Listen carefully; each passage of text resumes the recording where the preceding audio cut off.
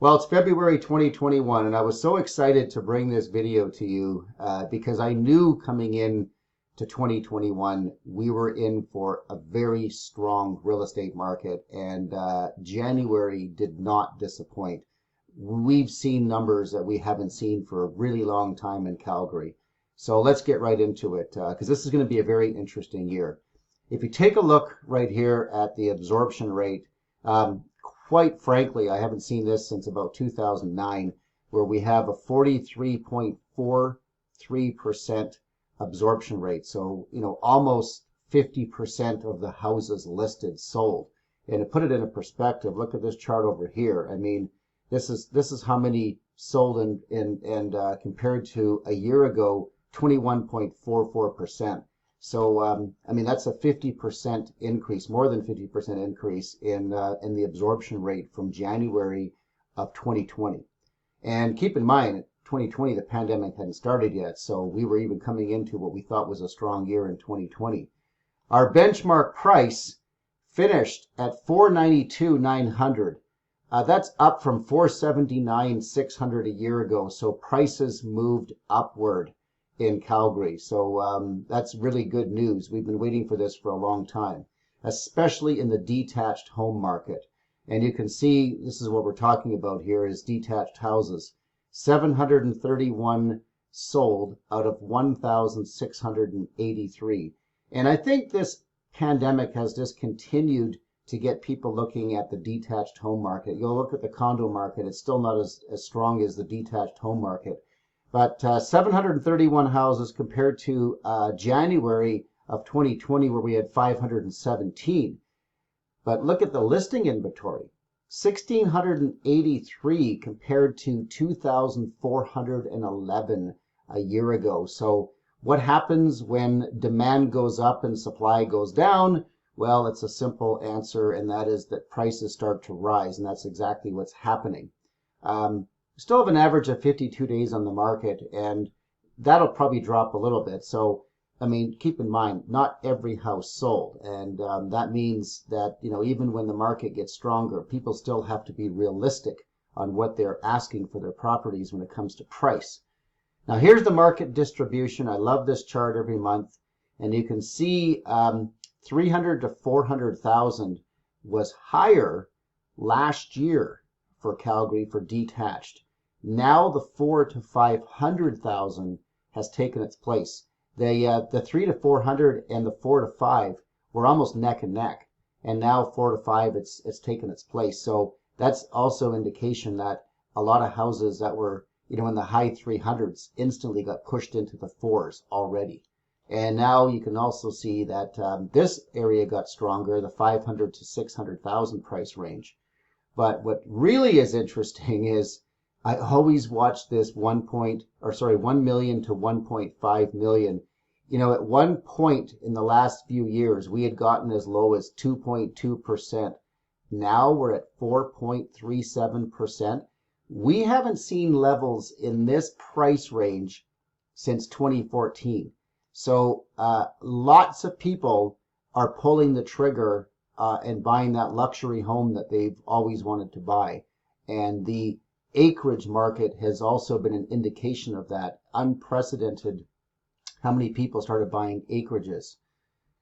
Moving down here to the townhouse market, and you can see the absorption rate here drops to 28.12%. Sorry, this is the attached market, which includes townhouses, by the way, just anything that's attached. And you can see still 28% over 15% year over year is quite strong. And the one thing that does happen as prices move up, we watch this all the time, if prices continue to rise in the detached home market, what happens, of course, is it prices some people out of the market for buying them, and then the next best choice is to find an attached property, primarily either semi-detached or a townhouse. And that's why this market is always the market that comes up second. 291 out of 1,035 sold. So 291 compared to 199 a year ago. We had 1,035 listed last month compared to 1,320. So even that inventory is not as good as it was a year ago. 64 days on the market is how long it takes on average to sell an attached home. And look what we have here, neck and neck. The 200 to 300,000 range is now neck and neck with the 3 to 400,000 range, and we weren't seeing that last year. This 200 to 300,000 range was the strongest part of the market. But what's also interesting again is look at the 700 to 800,000. It climbed up to 5%. The 6 to 700 is 4.81%. So the infills are also starting to move. Suddenly, those houses are being picked up by buyers, which is great to see because there was a lot of infills that were sitting around last year and they weren't selling. Now, if we move into apartment condos, still, unfortunately, if you're a condo owner, I'm sad to say the absorption rate is still at 14%. Again, I repeat this every month. We just have too many condos for sale. We have too many being built, and there's not enough demand. And unfortunately, there's a high percentage of people that are afraid of them at the moment because of this pandemic. But on the flip side, really, if you're an optimistic person that feels like this pandemic will eventually end, there's an opportunity right now to be buying a condo for a really good price. And this market will eventually start to climb, I believe. It might take until the pandemic is over. I don't know. Can't really predict it. But as prices rise in both the attached and the detached market, there will be buyers that will start to look at these and inevitably it happens. So bear that in mind if you're a buyer. There's an opportunity. But if you're a seller, you're going to have to accept that the market just still isn't quite where you'd like it to be. It did improve slightly though, 14% compared to 11% a year ago. Our benchmark price finished at 245,100, which is around the same as it did last year. So nothing much has changed there. We had 186 out of 1,317 sell. So that's better than a year ago. The inventory levels you can see are around the same, 1317 compared to 1323 a year ago. So this is relatively similar. And, you can see that, this is kind of a good news thing too, is that at least the $200,000 to $300,000 price point has gotten a little bit stronger, but it's really unprecedented that we have, a large chunk of the market under $300,000 for condos.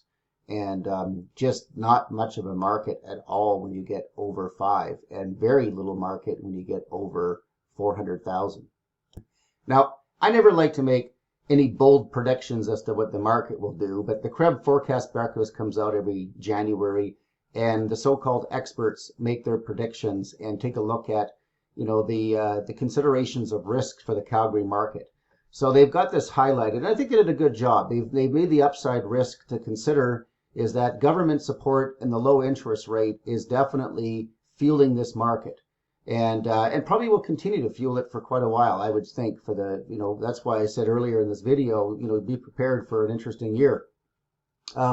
Longer term changes to work from home policies could influence the change of demand. And we're already seeing that. And this is exactly why detached homes are also being fueled here. Because if your company you work for is going to continue to have you work from home, it does make more sense to have more space and live in a detached home, and that's exactly what's happening. Our benefits of our younger demographics. We have a lot of young people in Calgary. Per capita, amongst the highest in Canada. And all of these young people are going to be wanting to buy homes, and they've already started to buy homes. So those are some really good upside. And keep in mind, we're a city of almost 1.4 million. That's an economy in itself. So when you reach that level of population, it does create an economy. The downside risk. Of course, we're living in a very, very uncertain time. None of us know how long this pandemic will last. We don't know what degree it's going to affect jobs still in the future. So there's definitely some uncertainty with that. The additional mergers in the energy sector, as mentioned. Well, there's lots of change going on in the energy sector. I am definitely not an expert to be commenting on energy. I know enough to probably make a comment that might not be an accurate comment. So I want to be careful what I say there. But we do know just from watching news and reading reports that it's just an uncertain time, and it's hard to know what is going to happen in energy. And we do have a lot of jobs that hinge around energy in the province of Alberta. The higher rate of mortgage deferrals. There's concern that with a lot of people that deferred their mortgage, and for people who were out of a job, that we might see a lot of foreclosures coming into the market, and that could put a strain on prices. Well, I watched this happen in 2008, and the banks were really smart. They knew it wouldn't be in their best interest to throw all of those foreclosures on the market at once. So they spread them out over several years. And this way, it didn't flood the market and cause prices to drop. And I really believe that that's exactly what they're going to do. I think there's a lot of foreclosures that are on the books, and we don't even know about them. And there's a lot of properties that banks are they're just trickling them in already right now. And I think that they'll continue to do that. I can't see that will change. Now, this graph is always interesting to look at. This just shows the market of 2020, and it shows in colors what sections of the city did a little better than most. And for whatever reason, the South saw some stronger price increases than we saw in the North. And you can see the city center took the biggest hit with a -2% drop in pricing. Because people always ask me, what are the hottest areas of the city? Well, I can tell you, when you look at those blue sections, there's been a lot of properties down south that have started to see renovated properties coming on the market. There's been a trend to buy some of these older houses and do a major renovation and then sell them again.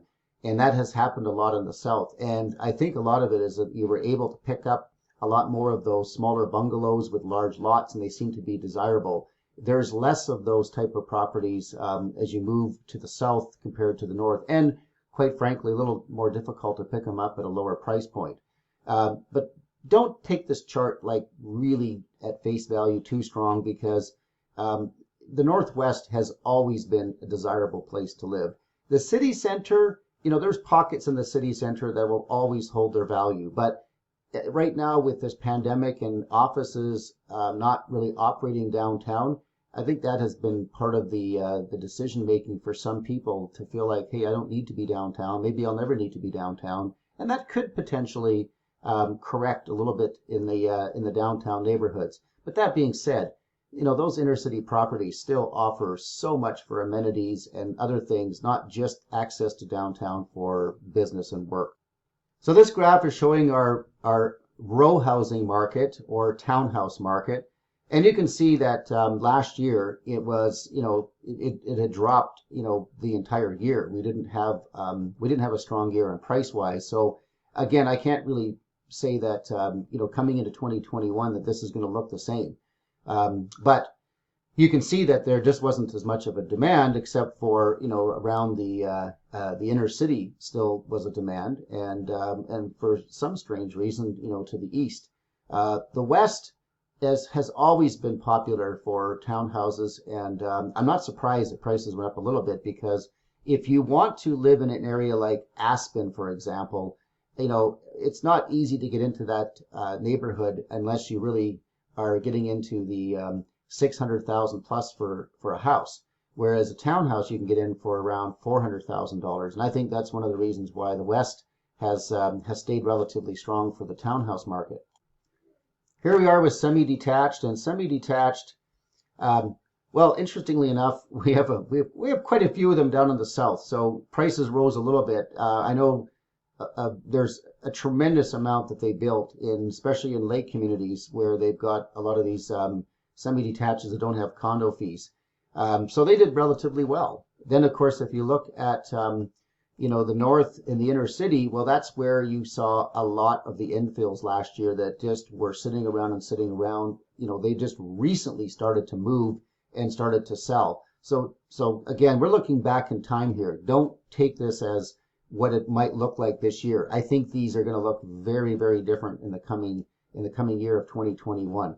But it's always good to look back just to see, what has happened. But just keep in mind those areas in the blue. Look at the price points compared to the price points in the red. It was easier for people to get into something around that 300,000 range or 350 for a semi-detached in a lake community, and people did last year take advantage of that.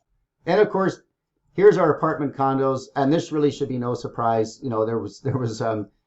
I'm even shocked that we actually had a little bit of blue. So good to see up north that we saw a slight increase there, but every other area of the city, was down slightly, and that's just no surprise. I was a little surprised to see though that the city center didn't drop a little more than it did. It's actually good news. I thought that would have been in the dark red. So again, I think this is going to look a little bit different next year. So my prediction, I'll give you what Rob's prediction is for 2021. Right at this very moment, with this low inventory and this pent-up demand and low interest rates and people wanting detached homes, I really believe that's going to continue for a while yet. I believe that we're going to see some pretty strong price increases, at least in the next 6 months. I really can't predict much past that. It's too difficult for me because our fundamentals in Alberta, it's not like our economy is booming or anything like that. So this could be a pent-up demand. I just can't imagine what might happen 6 months from now, if it's going to start to level off, or whether the demand will increase. That's just too difficult for me to predict. But I think if you are a seller right now, especially if you have a detached home, this is a really good time to be on the market. The inventory level is low, and of course there's a high demand.